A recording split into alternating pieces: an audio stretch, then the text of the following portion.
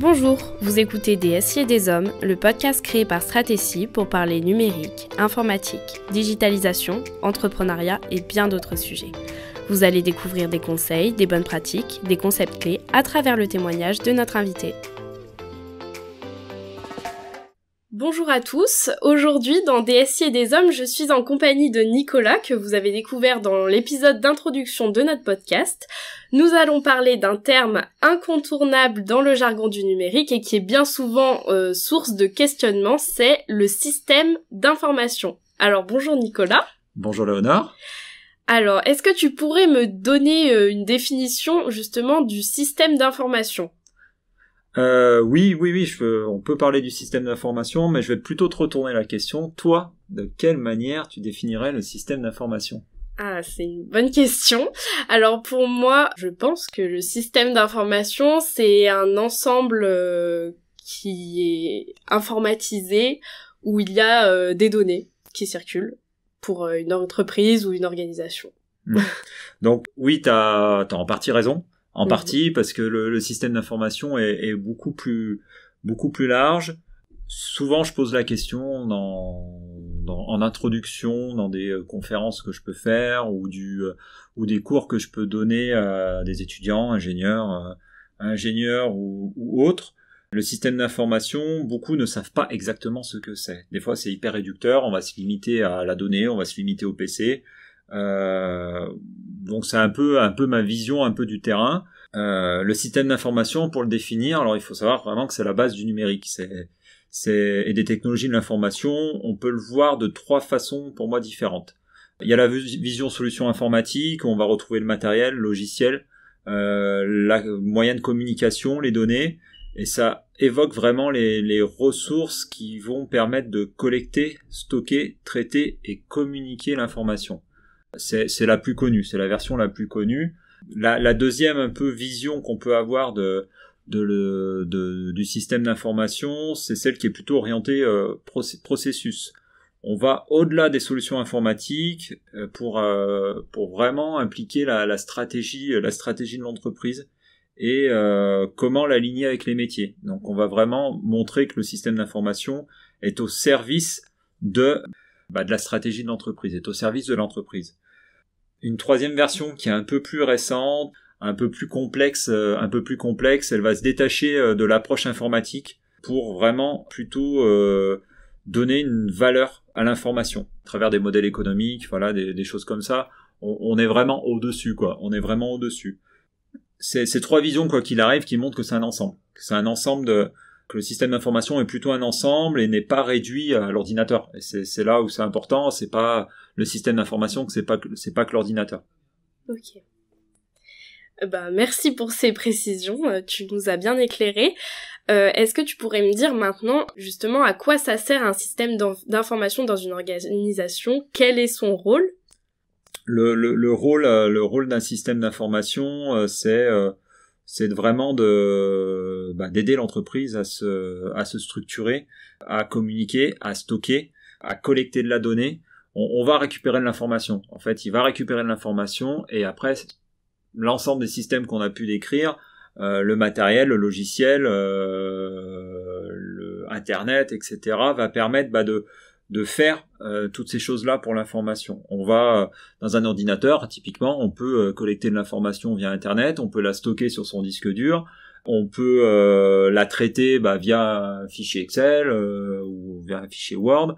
On va en faire certaines choses et on peut le retransmettre via un mail ou autre moyen de communication. Après, chaque système va permettre un petit peu de faire toutes ces choses-là. Et le rôle, c'est vraiment de faciliter un petit peu le travail de l'être humain, quoi. Ok. Et du coup, qu'est-ce qui compose le système d'information ? Alors, quand on parle de système d'information, on peut déjà parler de trois axes. Et ces trois axes sont souvent la partie infrastructure, donc la partie purement matérielle, où là, on va mettre l'ordinateur, les serveurs, alors sans rentrer trop dans les termes techniques, des switches, tout ce qu'on peut vraiment trouver, donc tout ce qui va être vraiment matériel et qui va être la base du système d'information. Derrière ça, on va on va y mettre tout ce qui est plutôt la partie un peu plus métier, un peu plus fonctionnelle. Donc on va y mettre les applications. On va parler par exemple de l'ERP, donc du progiciel de gestion de gestion métier, qui est pour moi le logiciel qui est au cœur du système d'information. C'est celui qui va faire vivre l'entreprise, sur lequel on va pouvoir greffer d'autres applications, où on va prendre qu'une petite partie de ce logiciel. On peut y mettre par exemple ce qu'on appelle le CRM, donc le logiciel de la relation client, qui est vraiment orienté client, vie du client. On va pouvoir y greffer un système d'information RH, un SIRH, donc qui va être plutôt orienté interne, comment gérer la vie du salarié dans l'entreprise, du recrutement jusqu'à son départ, donc avec tout ce qui va se passer entre entretien, formation, etc. On va pouvoir aussi rentrer toute la partie marketing, tout ce qui est captation de nouveaux clients via des canaux différents, les réseaux sociaux, enfin tout ce qui va tourner autour de ces outils-là. On va aussi avoir ce qu'on va appeler plutôt des logiciels un peu plus verticaux métiers. Donc quand on parle de logiciels verticaux métiers, c'est des logiciels qui sont spécialisés dans un domaine métier bien spécifique. On va parler, de logiciels de gestion de stock qui sont les WMS, qui sont des sortes de RP qui sont clairement destinés aux personnes qui gèrent de la logistique, ou les TMS pour la partie transport, qui sont des logiciels qui sont spécialisés dans les entreprises qui sont dans les transporteurs. Ou on peut avoir d'autres exemples comme les DMS, des outils qui sont spécialisés dans la partie automobile, concession automobile. Après, on va aussi pouvoir sur ces outils faire du développement spécifique ou créer des applications spécifiques. On va aussi ces applications les faire discuter entre elles. Donc on va faire ce qu'on appelle des API, donc elles vont discuter entre elles et s'échanger des informations, pour que l'objectif c'est que l'utilisateur n'ait qu'une fois l'information à saisir et qu'après elle transite dans toute l'entreprise grâce à ces interfaces, à ces API. Et puis après il y a tout le côté un petit peu plus organisationnel où on va retrouver les utilisateurs qui eux utilisent, ils font partie du système d'information et vont utiliser ces applications, vont utiliser l'infrastructure, vont forcément utiliser des postes de travail, vont avoir des besoins aussi de mobilité, de choses comme ça. Et puis après, tout ça va être géré. Donc il va falloir bien penser aussi à la partie administration de ce système d'information, de ces outils et de tous ces composants, parce que les services informatiques vont avoir besoin de logiciels d'administration pour surveiller ce qui se passe, etc. Donc là, on est vraiment dans une composition très large, et puis tout autour, mais on pourra le revenir un petit peu après, c'est toute la partie un petit peu sécurité comment on va pouvoir sécuriser tout ça, parce qu'on parle de système d'information, mais on parle aussi de sécurité du système d'information. D'accord, merci beaucoup pour ces précisions. Du coup, le système d'information, ce n'est pas qu'un élément, mais c'est plutôt un ensemble de composants. Est-ce qu'on pourrait définir des qualités d'un système d'information ? En termes de qualité, pour moi, j'en verrais surtout, on va dire, à peu près 3. La première, c'est qu'il faut qu'il soit fiable. Le SI doit fournir les informations fiables, avec peu d'erreurs ou avec le moins d'erreurs possible. Pour moi, c'est hyper important, parce que si on n'a pas confiance en ce système d'information, derrière, on la donnée qui va transiter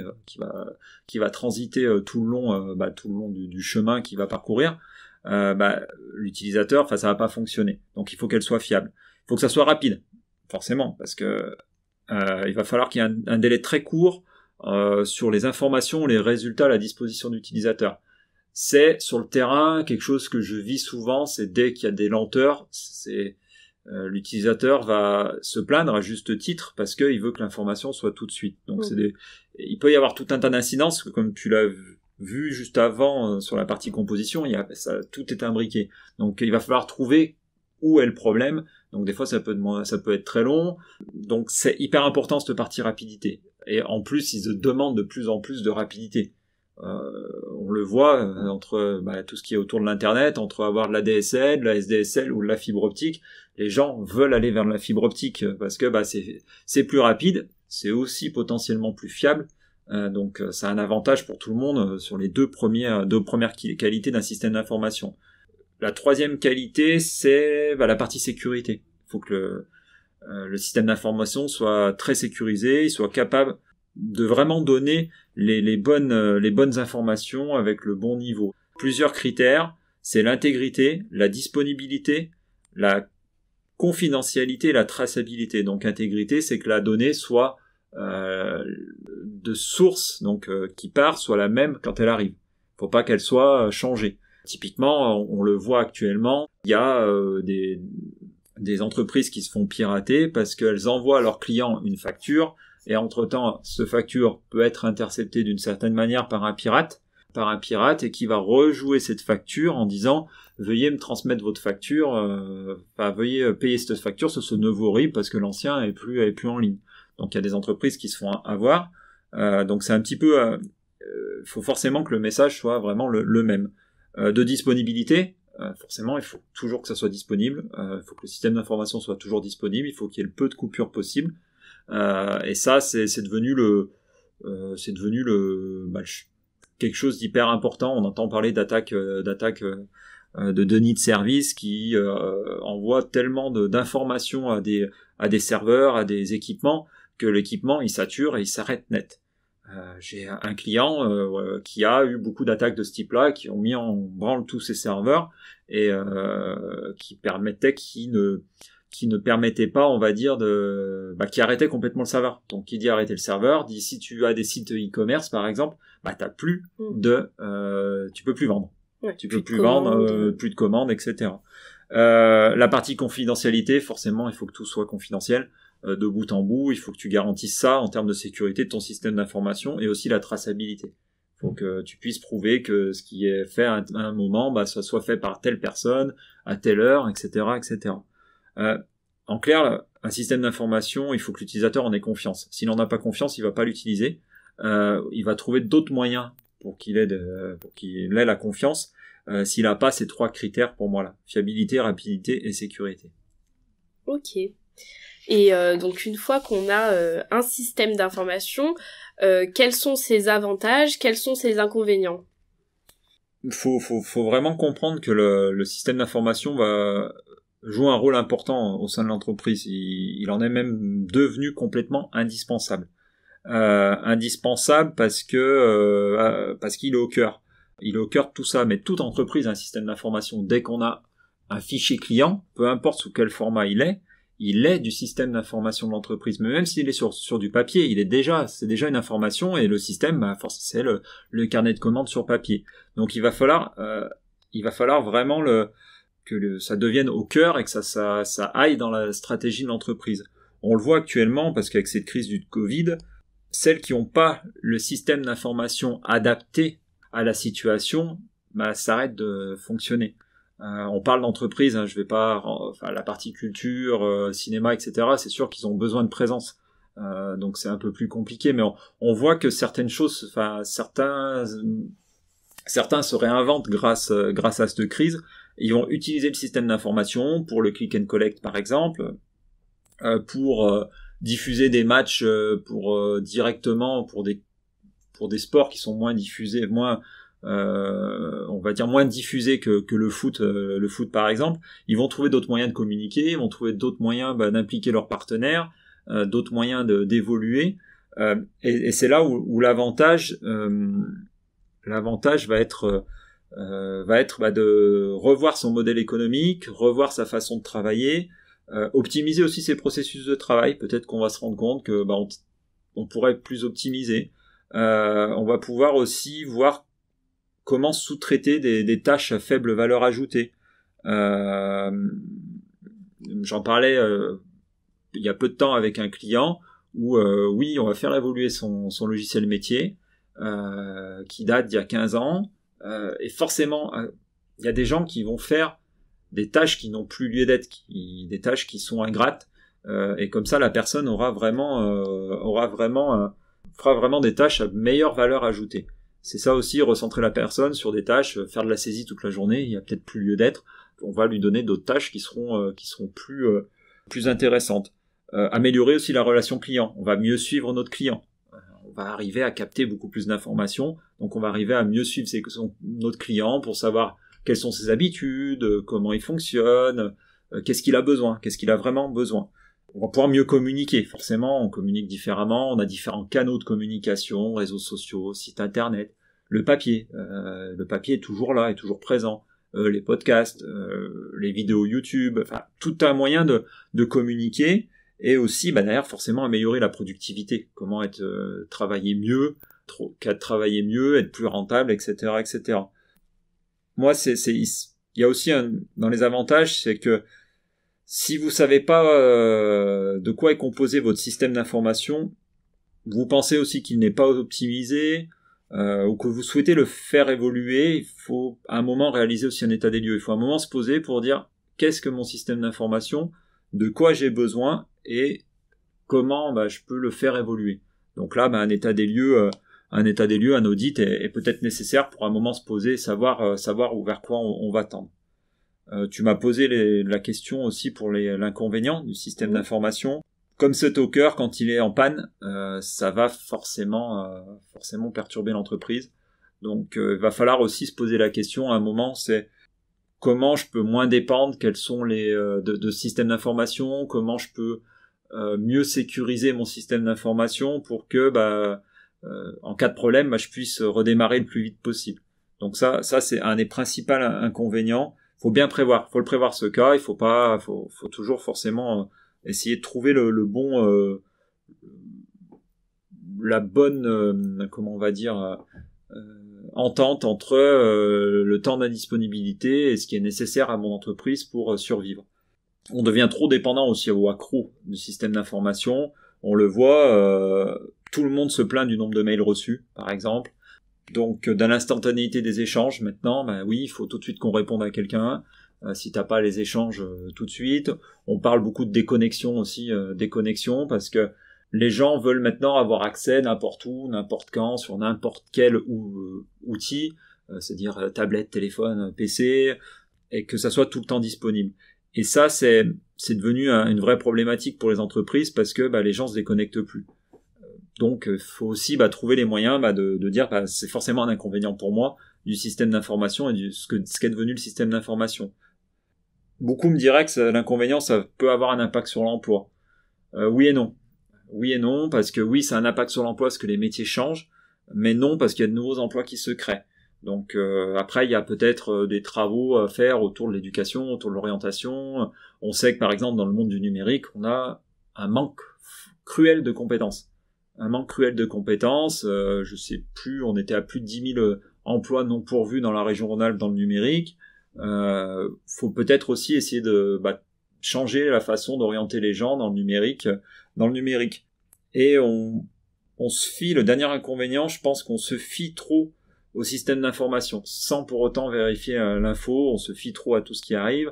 Les fake news en sont la preuve, parce que on a tellement l'instantanéité du message que les gens traitent pas et ça va très vite. L'information qui part peut aller très très vite et donc ça, pour moi, c'est un bon inconvénient, c'est un gros inconvénient, on va dire, pour ça. Ok, merci. J'avais une autre question. Quels sont les enjeux liés au système d'information pour une entreprise ? Alors, on peut parler d'entreprise, d'organisation, d'association, parce que les enjeux sont un peu les mêmes. Il va falloir que, pour moi, l'enjeu principal, c'est qu'il faut aligner la stratégie informatique sur la stratégie de l'entreprise, de l'organisation. Faut pas que l'informatique soit un frein au développement de l'entreprise. J'arrive trop souvent dans des cas ou dans des échanges que je peux avoir avec des personnes qui me disent je peux pas faire ça parce que l'informatique me l'empêche, parce que mon logiciel métier me l'empêche, parce que j'ai pas la fibre chez moi. On peut toujours trouver des solutions. Après, il faut trouver des solutions qui soient adaptées à la situation, à l'entreprise, qui soient adaptées à son budget, etc. Donc pour moi, c'est hyper important cet enjeu-là. Il faut aussi que les prochains enjeux, c'est que le monde change. Le monde change. En 2020, il y a eu 2304 milliards d'euros de chiffre d'affaires sur le e-commerce. On est toujours en constante augmentation. Les entreprises doivent être sur Internet d'une certaine manière. Alors après, à trouver un site vitrine, du e-commerce, il faut trouver quelque chose. Il y a, je sais plus, j'ai plus les chiffres en tête, mais il y a énormément encore d'entreprises qui n'ont pas de site Internet. La première chose que maintenant quelqu'un fait, c'est quand il cherche quelque chose, il va sur les moteurs de recherche. Il cherche, il tape, il cherche sur l'entreprise, il a les infos, donc c'est aussi important d'être présent là-dessus, d'être présent. Il faut savoir aussi que maintenant 54% du trafic Internet est sur mobile depuis 2020. Donc l'année d'avant on était à 46%. Donc ça veut dire que maintenant une connexion sur 2 se fait sur mobile. Donc il faut être adapté au mobile, il faut être adapté aux usages. Il y a de nombreux usages différents à cause des réseaux sociaux. Snapchat, Instagram, LinkedIn, Facebook et tous les nouveaux qui sortent tous les jours du WhatsApp. Même maintenant on entend beaucoup parler de Signal suite aux dernières déclarations de WhatsApp, Telegram, du WeChat si tu es en Chine. Enfin, après il va falloir vraiment se poser pour savoir où sont mes clients, qu'est-ce qu'ils utilisent, où je peux les capter. C'est sûr que certaines entreprises qui sont sur du professionnel, donc du B2B, vont peut-être pas aller sur Instagram ou sur Snapchat. Par contre, d'autres qui sont plus sur du B2C, qui s'adressent peut-être à un public plus jeune, va peut-être aller se positionner sur Snapchat ou sur d'autres outils. Après, bon, ça c'est pas mon rôle chez Strategy, il y a des entreprises qui le font et qui le font très bien, mais c'est une question qu'on doit forcément se poser un moment, c'est comment vous captez vos clients pour après aller traiter cette information-là. Faut qu'on la traite, faut qu'on lui donne les bons outils pour qu'on vienne traiter cette information et qu'on puisse l'utiliser le mieux possible. Donc il faut que l'entreprise elle se pose les bonnes questions. Il faut qu'elle se pose les bonnes questions. Le monde est en train de changer. On le voit de plus en plus. Ceux qui ne changent pas ont du mal à changer. Maintenant, peu de temps vont tomber. On le voit là. Il y a eu l'exemple de l'habillement, du monde de l'habillement, où il y a beaucoup d'entreprises qui sont tombées. Et c'est pas dû qu'à la concurrence chinoise, comme peuvent le dire certains.